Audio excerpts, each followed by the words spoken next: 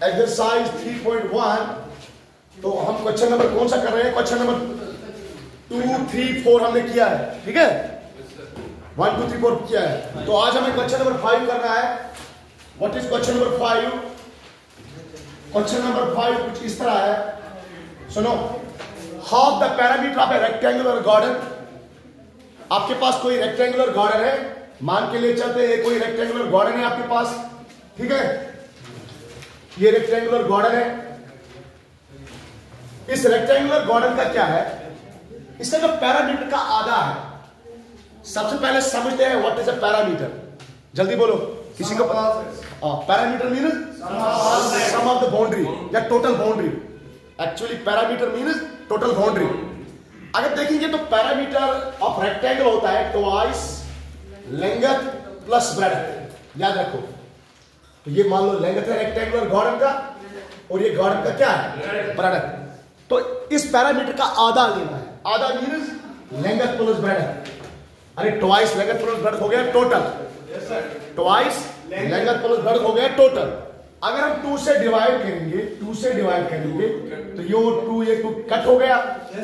तो क्या बचा? लेंथ प्लस ब्रेड्थ, ठीक है। हुज लेंथ इज, जो ये रेक्टेंगल है ना, उसका लेंथ जो है that is 4 metre more than its breadth. जो ये रेक्टेंगुलर गार्डन है उसकी जो लेंथ है ना वो 4 मीटर ज्यादा है। किससे? ब्रेड्थ से। ब्रेड्थ मींस ब्रेड्थ बोले या ब्रेड्थ बोले is 36 meter. Find the dimensions of the ground. Dimension means we have to find out the length and breadth of the ground. Garden. हमें क्या निकालना है? Length and breadth of the garden. हम मान के ले चलते हैं ले, जब हमारे पास कुछ नहीं होता है तो वेरिएबल का यूज करते हैं। कितने वेरिएबल यूज करेंगे? 2 वेरिएबल, क्योंकि 2 डायमेंशंस होते हैं। मान के ले चलते हैं अगर हमें क्यूबॉइड का बोला होता तो क्यूबॉइड में 3 डायमेंशन होते हैं, लेंथ, ब्रेड्थ, हाइट। तो हम कितने वेरिएबल का यूज करते हैं बेटा? 3 वेरिएबल। लेकिन हमारे पास यहाँ पे कितने वेरिएबल का यूज करना है? 2। तो हम लिखेंगे length L of, length L से डिनोट होता है, ऑफ रेक्टेंगुलर गार्डन। ये जो हमारा रेक्टेंगुलर गार्डन है उसका जो लेंथ है हम मान के ले चलते हैं x मीटर। इसमें मीटर में दिया है, हाँ मीटर में है। तो मीटर में है तो मीटर में लिखेंगे, सेंटीमीटर में होगा तो सेंटीमीटर में लिखेंगे। डन। उसी तरह हम मान के ले चलते हैं ब्रेड्थ बी ऑफ रेक्टेंगुलर, ये गार्डन में भूल गए आप, रेक्टेंगुलर गार्डन।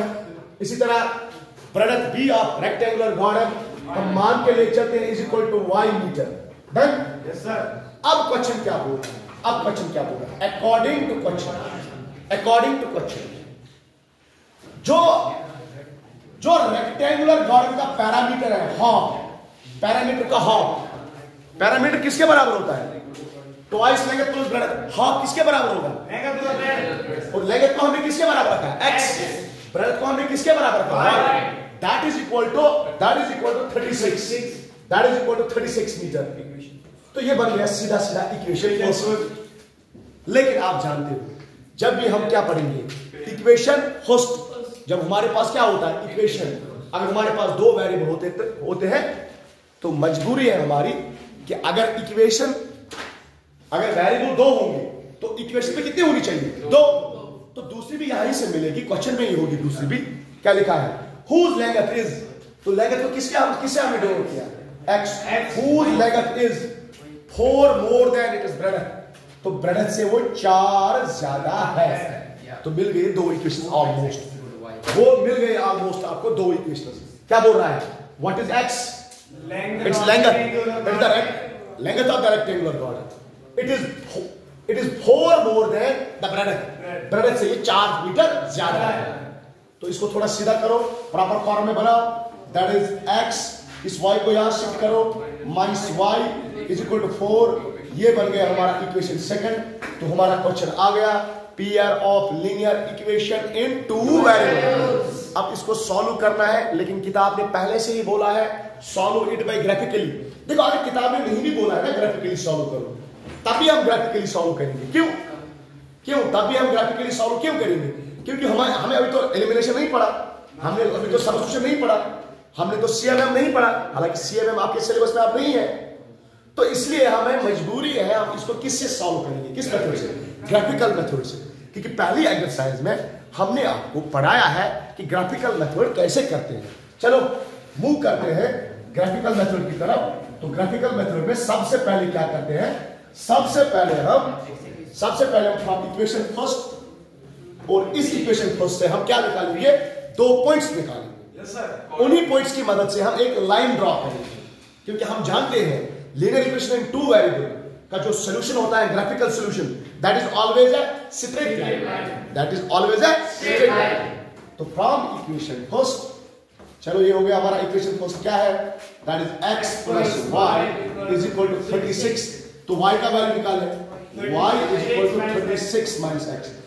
सर हम x का वैल्यू भी निकाल सकते थे, बिल्कुल निकाल सकते हो, लेकिन अगर आप मौका होगा ना, जब भी आपको लगेगा कि हम y को ही शिफ्ट कर सकते, x को ही शिफ्ट कर सकते हैं, तो x को ही करो।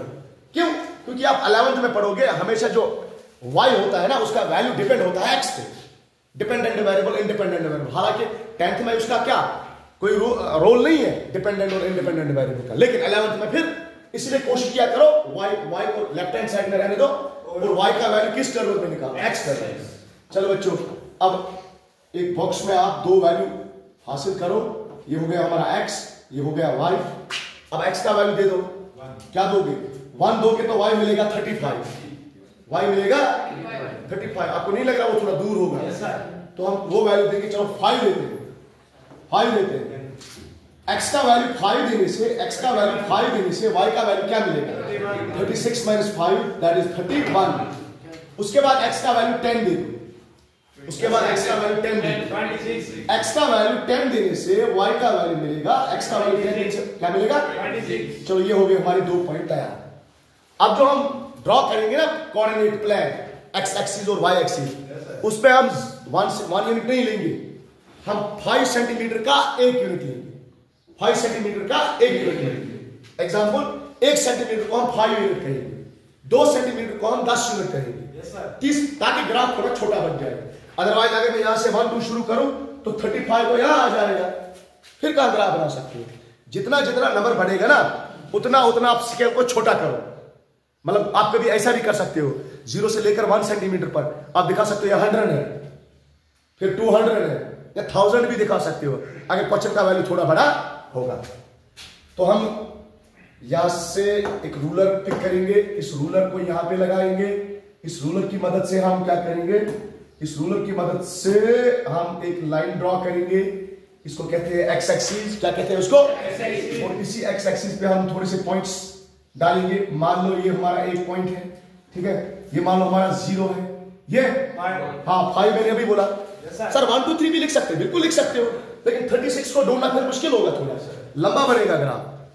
ये 5 मान लो, उसके बाद 1 सेंटीमीटर पे 10 मान लो, ये 20 मान लो, 15 सॉरी ये 20 मान लो, 25 30 35 40 45, बस डन। ये हो गया हमारा एक्स एक्सिस। अगर इनका वैल्यू भी लिखेंगे तो ये क्या हो गया हमारा 5, ये क्या हो गया हमारा 10, ये 15, ये 20, ये 21 सॉरी 25 20, ये हो गया 30 35 40 45, ये हो गया 50। और इसको कहते हैं एक्स, इसे कहते हैं x dash, means x axis. अच्छा लेफ्ट हैंड साइड में भी ले लो 1 सेंटीमीटर 2, तो इसको लिखो -5, ये 0 है, सॉरी चलो ये 5 है, फिर बनेगा ये मान लो 0, तो फिर मान लो ये मान लो -5, ठीक है। ये हो गया हमारा एक्स एक्सिस तैयार, ये हो गया हमारा एक्स एक्सिस तैयार। तो अब वाई एक्सिस बना, इसी स्केल को थोड़ा सा रोटेट करते हैं इस तरह, ज्यादा हो गया सर, बस yes, थोड़ा सा और ज्यादा, हाँ ठीक है, ये हो गया हमारा वाई एक्सिस तैयार। अब वाई एक्सिस डालो ऑरिजिन की जरिए, ये हो गया हमारा जनाब वाई एक्सिस तैयार, ठीक है। थोड़ा सा यहां पे ले लो इसको, चुप करो बच्चा।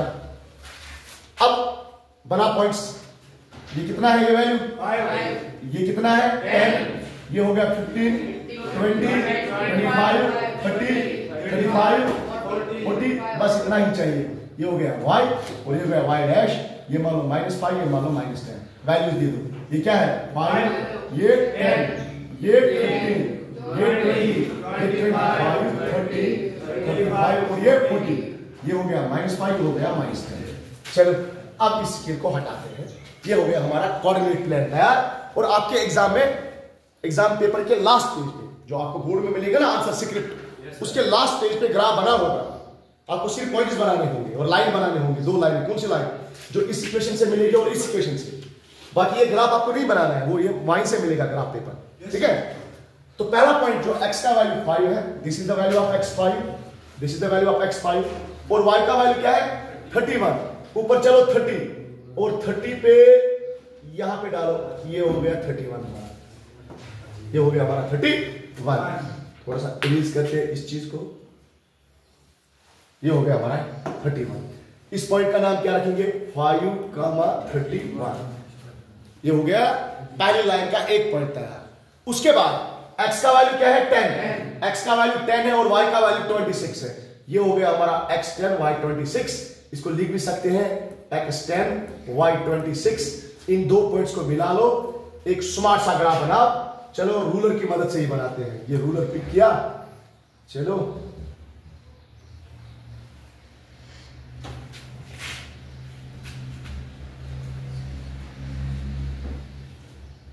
ये हो गया हमारा रूलर यहां पे।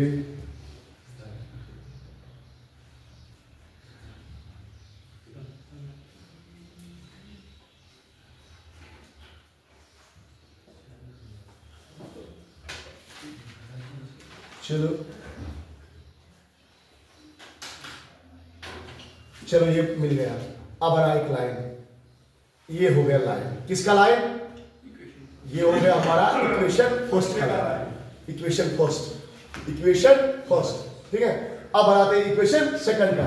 लेकिन इक्वेशन सेकंड का लाइन बनाने से पहले हमें क्या निकालना पड़ेगा? हमें निकालना पड़ेगा कोऑर्डिनेट्स। कैसे निकालेंगे इक्वेशन सेकंड के कोऑर्डिनेट्स? कैसे निकालेंगे? From equation second. क्या है equation second? x - 4 is equal to x - y is equal to 4। तो यहां पे x को ही निकालते हैं। x का वैल्यू y + 4, -y को वहां शिफ्ट किया। अब बना 2 पॉइंट्स, x का वैल्यू और y का वैल्यू निकालो। y का वैल्यू देते हैं क्योंकि y राइट साइड में, दे दो y का वैल्यू। चलो 1 ही देते हैं, 5 देते हैं। x का वैल्यू, y का वैल्यू 5 देने से x का वैल्यू क्या मिलेगा 9। उसके बाद y का वैल्यू क्या दोगे? उसके बाद y का वैल्यू क्या दोगे 10, तो ये क्या मिलेगा 14। तो when you give the value of y is equal to 5, the value of x becomes 9। उसके बाद जब आपने y का वैल्यू 10 दिया, x का वैल्यू क्या बन गया 14। हो गए 2 पॉइंट तैयार। अब बनाओ x का वैल्यू 9, ये हो गया हमारा वैल्यू 9, और y का वैल्यू क्या मिलेगा 5, ये हो गया हमारा 5। उसके बाद ये हो गया 5, 9, 5। उसके बाद x का वैल्यू 14, ये हो गया 15 से पहले 14। y का वैल्यू 10, ये हो गया हमारा 10, ये हो गया हमारा 10। इसका वैल्यू क्या लिखेंगे? ये 14, 10। अब इन 2 पॉइंट्स को मिला लो, एक लंबी सी लाइन खींचो। ये हो गया हमारा इक्वेशन सेकंड का लाइन। ये हो गया हमारा इक्वेशन सेकंड का लाइन। अब देखो ऑलमोस्ट, देखो ये कहां पे मिल रहा है। देखो अगर आप इसको नीचे लाओगे तो किस पे मिला? अगर आप यहां पे देखोगे किस पे मिला? नहीं, ये इसके दरमियान मिल गया, तकरीबन 16 पे जाएगा। तो देयरफॉर यहां पे पता चला what is the value of x? It is 20। What is the value of x? It is 20। And what is the value of y? It is 16। तो x का वैल्यू क्या मिल गया हमें 20, और y का वैल्यू क्या मिल गया 16। ऑलमोस्ट यहां पे मिलेगा ना, तो तकरीबन ये 20 पे मिलेगा। तकरीबन ये यहां पे सॉरी 16 पे मिलेगा, और यहां पे किस पे मिलेगा? ये 20 पे में। तो x का वैल्यू क्या आ गया 20, y का वैल्यू क्या आ गया? So what is the length of the rectangular garden? 20 metre. और what is the breadth of the rectangular garden? 60। तो अगर इनको ऐड करोगे किसके बराबर आएगा? जरा करो 36। अब जरा देखो ये जो लेंथ है ना, ये ब्रेडथ से कितना ज्यादा है? जब 16 को 4 ऐड करोगे तभी तो ये मिलेगा ना। लिखो, राइट डाउन।